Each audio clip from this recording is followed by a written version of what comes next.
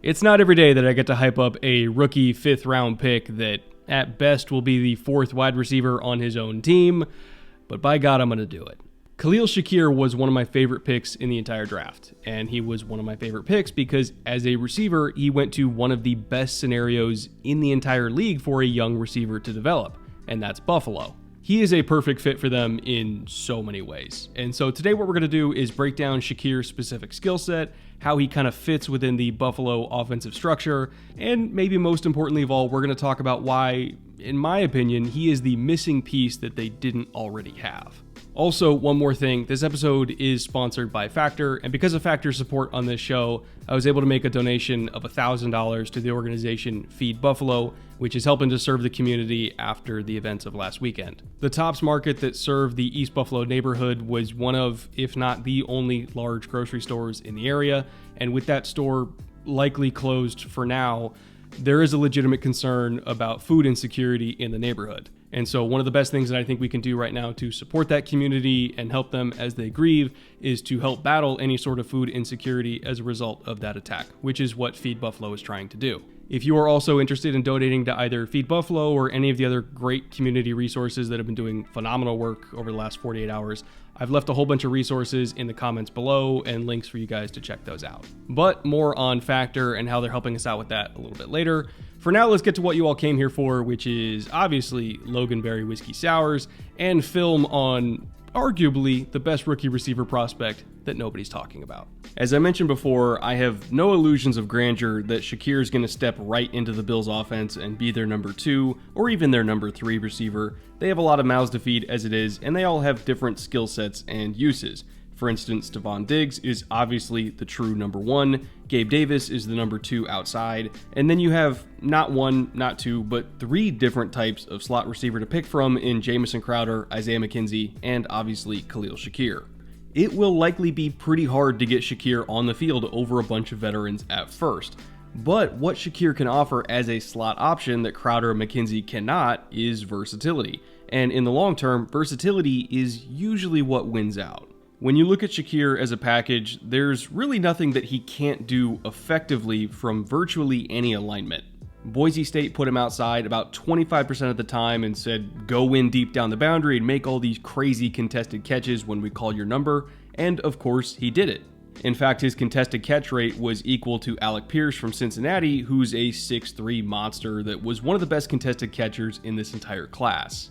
The other 75% of the time where he was lined up in the slot, usually they wanted to get the ball out quick in those scenarios, so they gave him a bunch of screens and counted on him to go break tackles in space and just get as many first downs as possible on his own, and he did that pretty effectively too.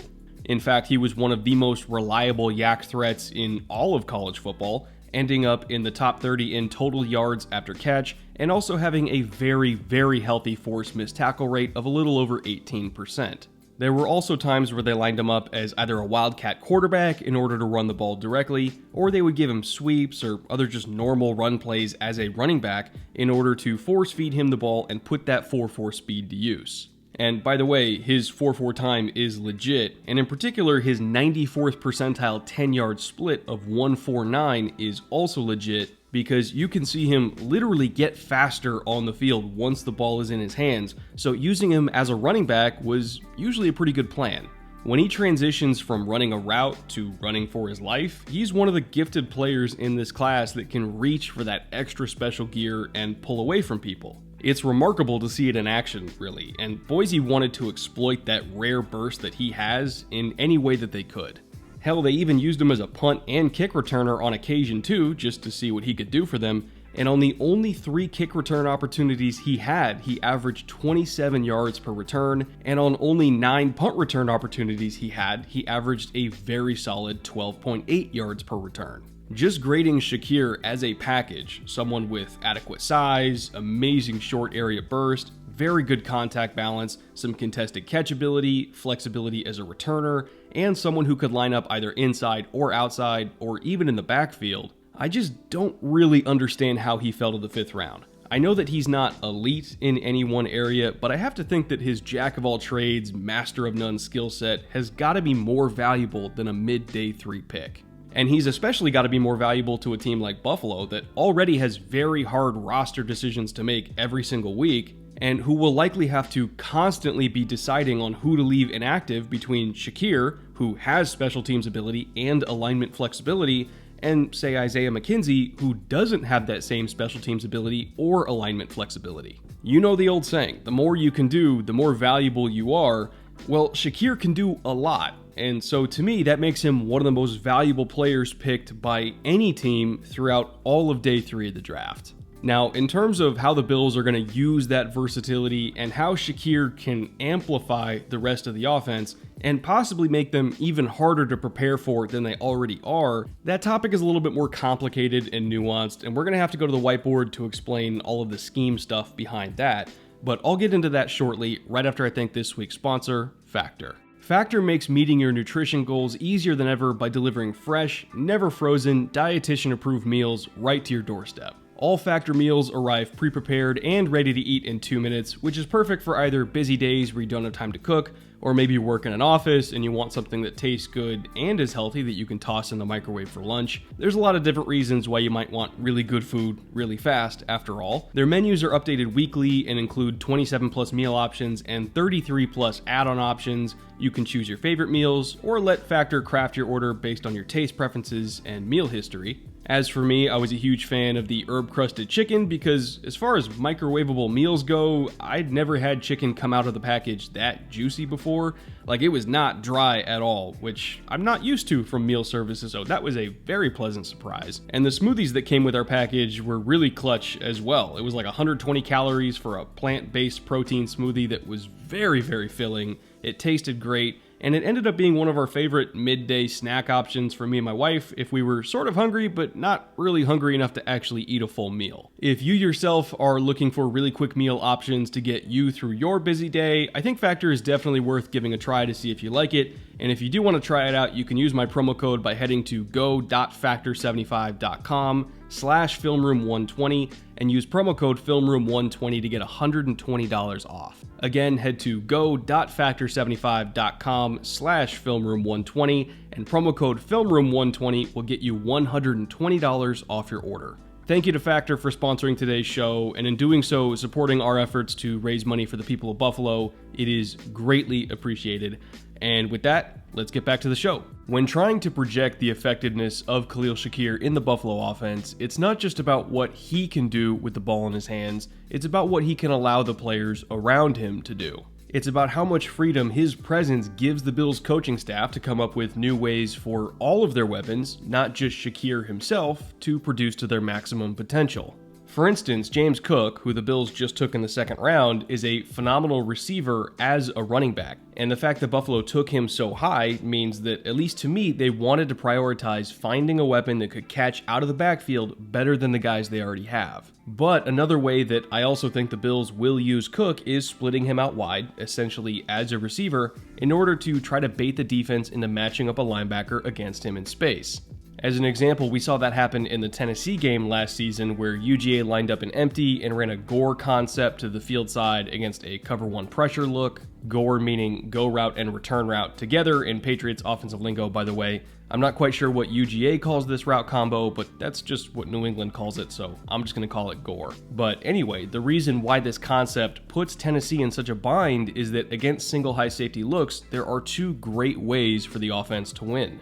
Number one, they can take a shot on that go ball to Cook down the sideline because unless the defense has a linebacker that can actually cover well man-to-man, Cook will likely win that matchup deep down the field. Or, win condition number two, let's say that the defense puts a DB on Cook instead of a linebacker because they know that he's so dangerous. Now you have a linebacker on the tight end instead, trying to keep up with that over route that is already at a massive advantage against single high safety structures as it is. So this is a really tough look to defend against regardless of how you use your personnel. But all that being said, there are a couple options here for a defense to fall back on. So let's finally go to the whiteboard because there are several potential countermeasures to a running back being a legitimate threat from empty. By far one of the most popular ways in the NFL, for instance, is you play cover 5 with 2 high safeties and nobody in the box since there's no running back to act as a ground threat. At the same time, up front on the defensive line, whichever defensive tackle catches the double team from the center, that DT now kind of drops off and soft rushes so that they can essentially spy the quarterback in case they decide to take off.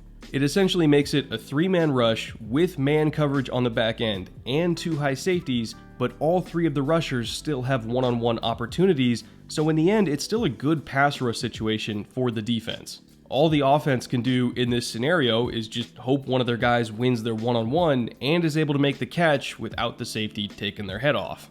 If Tennessee called cover 5 spy here, they probably would not have given up a touchdown. But you can bet your ass that NFL defenses will do that as their empty check whenever James Cook is on the field for the Bills, and that's where Khalil Shakir comes in. Back to the whiteboard we go. Let's just say that we're putting Shakir as the slot receiver here to the boundary side in the exact same formation and play call that we just saw from Georgia. If the defense is giving a 2 high safety look and Josh Allen thinks that he's not going to get the matchup he wants versus the pass, the fact that he can then check into another play and have Shakir then go into the backfield and be a running back against a 5-man box instead of bringing Cook back into the backfield, of course, the fact that he can do that and throw a completely different wrench into the defense means that suddenly he has a huge matchup advantage in the run game again, and the defense has to go back to picking their poison. They immediately have no choice but to bail out of that cover 5 call and drop back down to a single high safety structure in order to bump the linebacker back into the box, because even though Shakir isn't a typical running back, you can still give him carries on things like power or inside zone because he's tough enough for it. And against a paper-thin box where your only quasi-linebacker would have otherwise just been a 200-pound DB, that's just free real estate unless you drop that other safety down and allow the linebacker to go help out. It's worth emphasizing once again that after that forced rotation, the defense is going to be back to the single high look that Buffalo wanted to begin with. And they're still going to have those man-to-man matchups that they wanted with the running back or with the tight end, and they can go right back to throwing bombs down the field to James Cook and or Dawson Knox depending on those matchups and where the single high safety is lined up. It's not quite a lose-lose situation for the defense, but it's pretty damn close. From there, it's just wash, rinse, and repeat those types of personnel and alignment conflicts over and over and over again until inevitably they spring a big play. My love for this pick is not just about the fact that Khalil Shakir is versatile, it's about the fact that Khalil Shakir's versatility allows the Bills to fully maximize good matchups with their other weapons without having to worry as much about defensive checks against those matchups. That play on the whiteboard was only one example, but there are dozens upon dozens of ways from every personnel grouping, formation, or concept for the Bills to use Shakir as their counter against counters in order to open up things for everybody else. Even if Shakir only gets 400 or 500 yards himself at the most, the threat of Shakir in all sorts of alignments and roles still might give Diggs, Cook, Knox, or even Gabe Davis another 100 yards each over the course of a season. And as far as I'm concerned, team production going up as a whole is still a good thing. So if the team is more productive because of the addition of Khalil Shakir, to me there's really only one acceptable reaction to this pick, and that is pure, relentless excitement. So there you have it. All of those reasons and then some are why I'm so hyped about this pick for the Bills, even though it happened smack dab in the middle of day 3. There have been plenty of other 5th round receivers to go from day 3 pick to basically instant star, whether we're talking about Darnell Mooney, Hunter Renfrow, even fellow Bill Stephon Diggs was a 5th round pick originally when he was in Minnesota. And it's not like we haven't seen Josh Allen elevate day 3 receivers already when we look at what happened with Gabe Davis, who himself was a 4th round pick. I really do think that the Bills have something here, and I am beyond excited to come see him play in Buffalo, where hopefully, for the first time ever, I'm actually going to be able to come out to a game this year. I'm trying to go to the Packers-Bills game in Buffalo in, I think it's week 8, if I recall correctly. That's the game I'm shooting to come out for, so if you're watching this and you're a Bills fan, just know I am trying to come jump through tables with you. I'm going to try to make that happen. No guarantees, obviously, but I'm pretty confident about it. I hope you guys enjoyed today's show. Once again, if you're looking for any sort of way to directly help the Buffalo community this week, I have a whole bunch of avenues to do so down in the comments below, so I hope you guys check that out. That'll do it for me. I'll be back here next week with another brand new Film Room episode, and obviously another brand new cocktail recipe, as per usual. Same time, same place. I'll see you all there. Cheers.